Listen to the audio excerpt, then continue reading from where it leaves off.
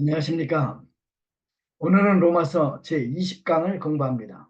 로마서 20강은 로마서 13장입니다. 요절 말씀은 12절입니다. 제가 12절 말씀 읽겠습니다. 밤이 깊고 낮이 가까웠으니 그러므로 우리가 어둠의 일을 벗고 빛의 갑옷을 입자. 오늘 요절 말씀은 그 유명한 어거스틴을 거듭나게 했던 말씀입니다. 우리 그리스도인들은 세상에 속하지 않습니다. 그러나 이 세상에서 살고 있습니다.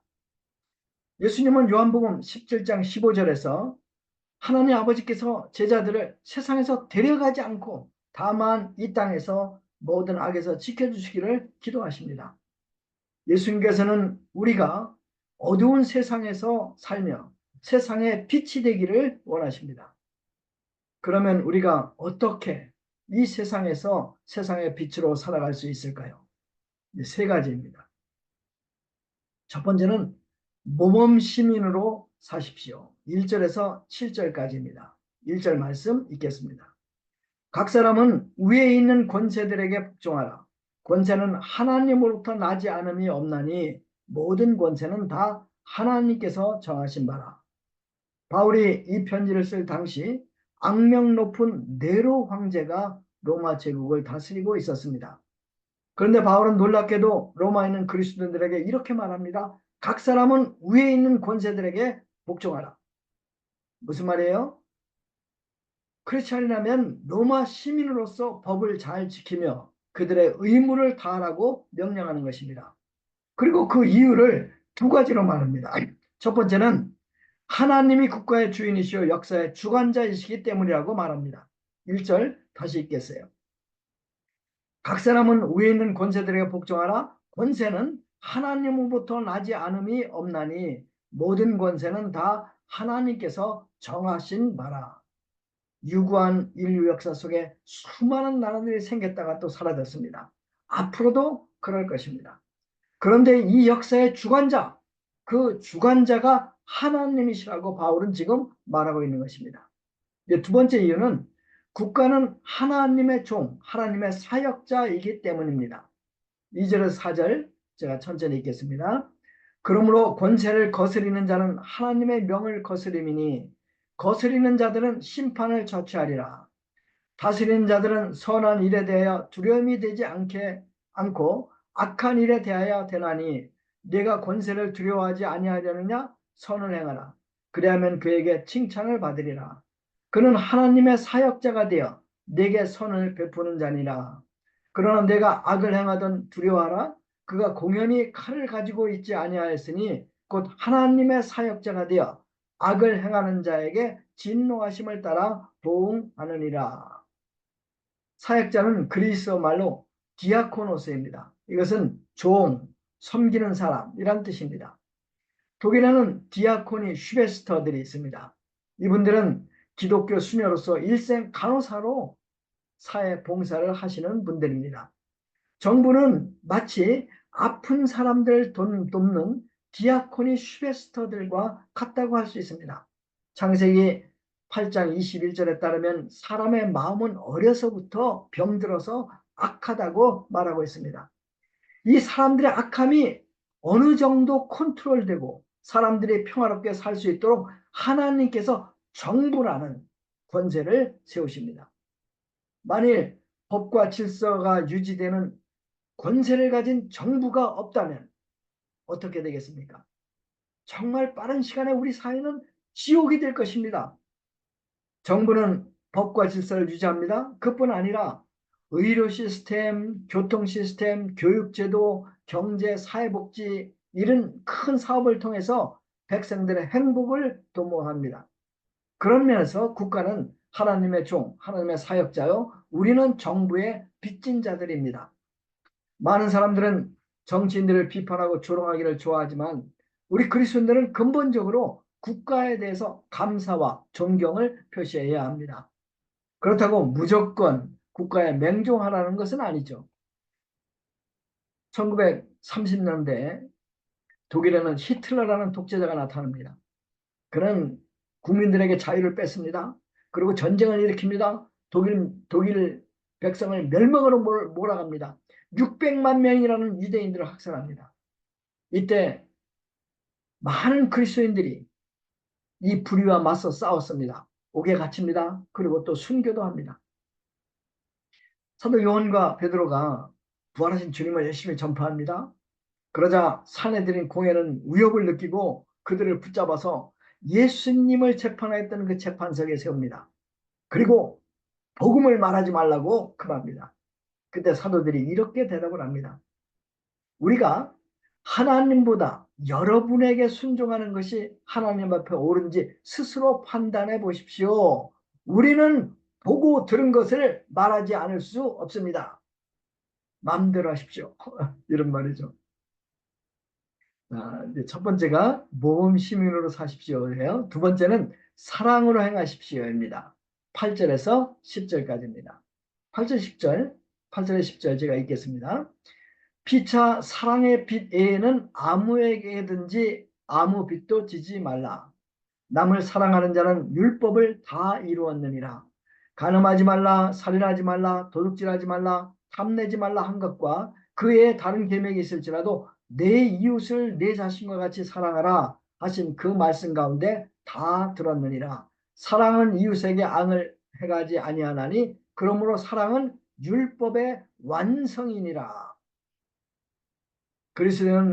그리스도인들은 예수 그리스도 안에서 하나님의 사랑을 체험했습니다. 우리가 체험한 이 사랑은 무조건적입니다. 절대적입니다. 영원한 사랑입니다. 이 사랑이 우리에게 제사함을 주었습니다. 영생을 주었습니다. 하나님의 나라를 유업으로 우리에게 주었습니다. 우리는 이 사랑으로 다른 사람을 사랑하고 섬길 수 있습니다. 살아있는 믿음, 이 사랑으로 역사하는 믿음입니다. 사랑, 율법의 완성입니다. 사랑, 세상의 빛입니다. 2001년 조선일보에 기재된 이야기입니다. 충남 공주 어느 파출소에서 이훈규라는 경장이 근무하고 있었습니다. 이분은 조그만 주택, 약 20평 되는 작은 주택에 장인 장모 모시고 5살 난 쌍둥이를 데리고 그리고 갓 태어난 아들 이렇게 7 식구가 살아갑니다. 그러던 어느 날 탄천면 덕질이라는 마을에서 밥, 반찬, 빵, 과일들이 정기적으로 없어진다는 신고가 들어왔습니다. 그리고 이 가게 주인이 용의자를 지목합니다. 그래서 이제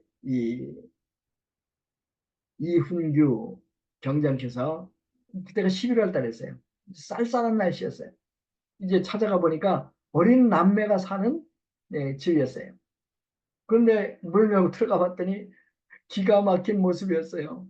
불도 없이 이 냉기가 도는 방에서 헛옷을 입고 있는 아이들이 그 컵라면을 먹는데 찬물을 부어가지고 불어 터진 컵라면을 먹고 있지 않겠습니까? 갑자기 순경 아저씨가 찾아오니까 아이들이 겁에 질려서 이제 이 순경을 쳐다보죠. 그래서 경장이 너무 이들이 불쌍해서 이제 그 엄마 아빠 어디 갔냐 이렇게 그냥 물어보고 그냥 나왔습니다. 그 다음날 그는 그 동네 사람들을 찾아가서 두 아이에 대해서 자세히 듣습니다. 엄마는 큰애가 2살 때 집을 나가버렸고 떠돌이 생활하던 아빠도 언제부턴가 아이들을 돌보지 않아서 출생 신고조차 돼 있지 않았습니다. 그날 밤 이경정은 자기 아내 정미경 씨에게 이 두 남매의 이야기를 합니다. 그리고 그 아이들이 너무 불쌍한데 우리 집으로 데려와서 키우면 어떻겠어? 이제 그때 그 당시에 아내가 쌍둥이를 3개월 전에 낳았어요. 그러니까 이제 말도 안 되는 소리라고 하면서 아내가 펄쩍 뜁니다. 그런데 그 아내가 남편이 출근한 다음에 그 남편이 했던 말이 너무 마음에 걸리는 거예요. 그래서 이제 자기가 스스로 그 아이들이 산다는 집으로 가봤어요. 가서 보고 와가지고는 그날 하루 종일 울었어요. 퇴근한 남편을 붙들고 여보, 우리 그 아이들 데려다가 키웁시다. 그래서 이제 이 부부는 그 아이들을 데리고 와서 이제 호적도 만들어 줍니다. 그리고 생활 보호 대상자로 지정받아서 매달 생활 보조금을 받도록 하고 통장을 만들어서 그 통장에 넣어줍니다. 그리고 이 두 아이를 키워요. 자기 아이처럼 키워요. 중학교도 보내고 이제 먹을 것도 주고 옷도 주고 자기 아이들까지 훌륭하게 키우고 있다고 이 기사가 얘기했습니다. 사랑, 생명을 살리는 것입니다. 사랑, 세상의 빛입니다. 사랑이 율법의 완성입니다. 하나님께서 우리에게 주님의 사랑을 부어주시기를 간절히 기도합니다. 세 번째는 이제 주님의 재림을 기다리며 사십시오. 11절에서 14절에 11절 또한 너희가 이 시기를 알거니와 자다가 깰 때가 벌써 되었으니 이는 이제 우리의 구원이 처음 믿을 때보다 가까웠음이니라. 바울은 우리가 깰 때가 되었다고 말합니다. 이 말은 무슨 말이에요? 우리가 지금 잠자고 있다는 말이 아닙니까? 제 자신을 보면 제가 영적으로 잠자고 있습니다. 기도도 뜨겁지 않습니다. 전도도 뜨겁지 않습니다. 사랑도 뜨겁지 않습니다. 왜 우리 크리스찬들이 잠을 잘까요? 밤이라고 생각하기 때문에 잠을 자는 것입니다. 새벽은 아직 멀다고 생각하기 때문에 우리가 잠을 자는 것입니다. 누가복음 19장에 이제 은화 비유에서 주인은 10명의 종들에게 은화를 나눠주면서 이렇게 말을 하죠. 내가 돌아올 때까지 장사하라. 내가 돌아올 때까지 장사하라. 주인이 돌아올 것을 기대하는 하인들은 게으름을 피울 수 없습니다. 그리고 열심히 장사합니다. 주인에게 충성합니다. 바울은 말합니다. 깰 때가 벌써 되었다. 벌써 되었다. 그러고 말합니다. 구원이 처음 믿을 때보다 가까웠다. 우리 주님 언젠가 다시 오십니다. 주님이 오시면 새하늘과 새 땅이 이 땅에 임합니다. 우리는 새하늘과 새 땅에서 영광스러운 부활의 몸으로 새 예루살렘에서 영원히 살게 됩니다. 거기에는 눈물도 없고 아픔도 없고 죄도 없습니다. 이별도 없습니다. 그날에는 모든 피조물들이 완전한 구속을 체험합니다. 그 구원의 날이 오늘이 될 수도 있습니다. 내일이 될 수도 있습니다. 우리가 사는 세상 정말 어둡습니다. 그러나 여러분, 밤이 깊으면 새벽은 가까운 법입니다. 여러분, 우리 이제 잠에서 일어나 주님을 맞이할 준비를 하며 삽시다. 그러면 예수님 재림을 위해 구체적으로 우리가 어떤 준비를 해야 할까요? 12절, 13절 말합니다. 밤이 깊고 낮이 가까웠으니 그러므로 우리가 어둠의 일을 벗고 빛의 갑옷을 입자. 낮에와 같이 단정히 행하고 방탕하거나 술 취하지 말고 음란하거나 호색하지 말며 다투거나 시기하지 말자. 오늘날 우리 사회는 사랑 대신 다툼이 있고 시기가 있고 음란과 방탕이 판을 칩니다. 우리 그리스도인들은 어둠의 일을 벗어버리고 빛의 갑옷을 입어야 합니다. 자, 그러면 빛의 갑옷이 무엇입니까? 여기서 빛의 갑옷은 예수 그리스도를 의미합니다. 14절 제가 읽겠습니다. 오직 예수 그리스도로 오직 주 예수 그리스도로 옷 입고 정욕을 위하여 육신의 일을 도모하지 말라. 오직 주 예수 그리스도로 옷 입고 정욕을 위하여 육신의 일을 도모하지 말라. 이 구절을 주의 깊게 살펴보면 바울은 예수 그리스도를 입으라고 말하지 않아요. 뭐라고 말해요? 주 예수 그리스도를 입으라고 강조해서 말합니다. 사도 바울은 주를 강조했어요. 주가 여기서 중요해요. 예수 그리스도는 주이십니다. 우리의 주이십니다. 우리의 주뿐이 아니라 세계와 보이지 않는 세계와 모든 정사와 권세와 통치권의 주가 바로 예수님이십니다. 많은 그리스도인들이 자기 자신이 주인이 되어서 자신의 것에 온 관심을 갖고 살고 있습니다. 결국 스스로 이기적인 종이 됩니다. 아이고, 아이고, 에고, 에고, 이 살아갑니다. 그리고 그 얼굴에 에고, 에고가 나타납니다. 그러나 예수님이 주가 되실 때, 나는 죽고 부활의 주님이 우리를 통해 나타나십니다. 예수 그리스도가 우리를 통해 말하십니다. 우리를 통해 웃으십니다. 우리를 통해 섬기십니다. 우리를 통해 생명 구원하는 역사를 이루십니다. 이런 그리스도를 통해서 세상은 예수 그리스도를 보게 됩니다. 그리고 믿게 될 것입니다. 우흠브란트 목사 얘기는 제가 한번 했죠. 이분이 14년 동안 루마니아 옥에 있었는데 독일 크리스찬들이 돈을 걷어서 이 정부에 돈을 주고 그분을 사와요. 그분이 이제 그 독일에 와가지고 이제 간증 집회도 하고 책도 쓰고 그랬어요. 그분이 책에서 나오는 이야기예요. 밀란이라는 형제가 그 감옥에 있었는데 그곳에 이제 과학 아카데미 회원했던 어떤 아주 박식한 교수가 들어왔어요. 그래서 밀란이라는 형제와 이 교수 사이에 토론이 벌어졌어요. 밀란 형제는 교수님처럼 수천 권의 책을 읽은 적은 없어요. 근데 이 교수가 너무 불쌍하니까 이 교수를 어찌하든 예수님께 인도해서 구원하고자 노력합니다. 교수는 밀란을 조롱하죠. 여보세요. 왜 나에게 그런 말도 안 되는 소리를 하는 겁니까? 나더러 어떻게 예수를 믿으라고 하세요? 예수가 살아계신다고 했는데 도대체 그것을 어떻게 할 수 있습니까? 제발 나 좀 내버려 두시오. 밀라는 포기하지 않아요? 예수님은 나와 함께 있습니다. 그리고 나는 그분과 늘 이야기를 나눕니다. 그래서 저는 그분이 살아계신 것을 정말 압니다. 그러자 교수가 말합니다. 당신 정말 거짓말쟁이네. 그가 여기 있다고 어떻게 말할 수 있습니까? 예수는 2000년 전에 이스라엘 어딘가 살았다가 죽었지 않아요. 그가 어떻게 지금 여기 감옥에서 당신과 이야기합니까? 이런 황당한 얘기 더 이상 하지 마세요. 밀라는 대답합니다. 예, 그분이 2000년 전에 죽은 것은 사실입니다. 그러나 그는 또한 다시 부활하사 오늘날까지 살고 계십니다. 교수, 그래요? 그게 사실일 수도 있습니다. 하지만 그는 지금 어디 있습니까? 천국에 있습니까? 그러면 천국은 어디 있습니까? 해와 달 모든 별보다 더 건너편에 있습니까? 그분이 멀리 떨어진 다른 세상에 있는데 어떻게 당신과 함께 지금 이야기할 수 있겠습니까? 말도 안 되는 무식한 소리 그만하세요. 밀란이 말합니다. 나도 그것을 설명할 수 없어요.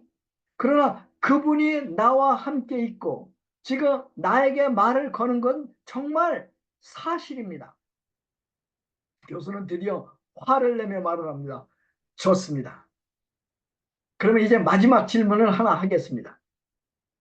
그가 당신과 이야기를 하셨다고 하셨죠? 그러면 그는 당신과 어떻게 대화합니까? 그는 어떻게 생겼습니까? 그분은 당신에게 어떤 미소를 지으십니까? 밀라는 이제 진지하게 이렇게 대답을 합니다. 선생님, 당신의 추측이 맞습니다. 그분은 때로 저에게 정말 미소를 지으십니다.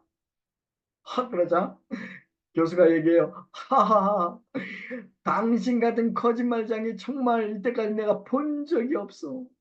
자, 예수께서 당신에게 미소를 지었다고 말하셨죠. 자, 그러면 그가 당신에게 어떤 미소를 보여주었는지 한번 그 미소를 보여주세요. 그러자 밀란이 이렇게 얘기해요. 좋아요. 예수님이 어떻게 미소를 띄우고 나를 쳐다보셨는지 지금 보여드리겠습니다. 잘 보세요.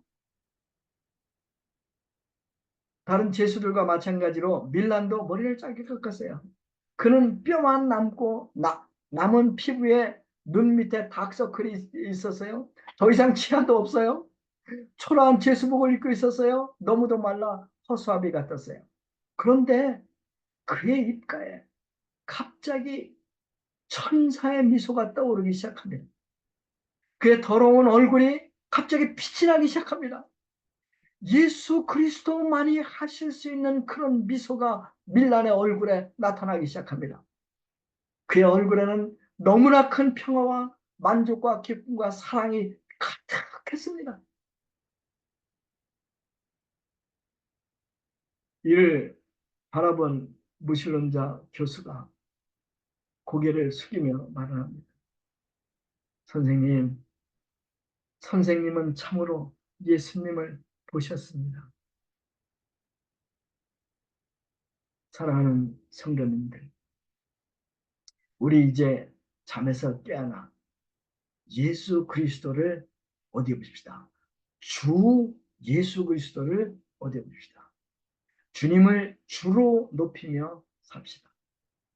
주님의 다스림을 받으며 삽시다. 주님의 재림을 기다리며 주님의 사랑으로 이웃을 사랑하고 주님의 복음을 힘껏 증거하며 삽시다. 우리 예수님 곧 오십니다. 마라나타, 아멘. 기도하겠습니다.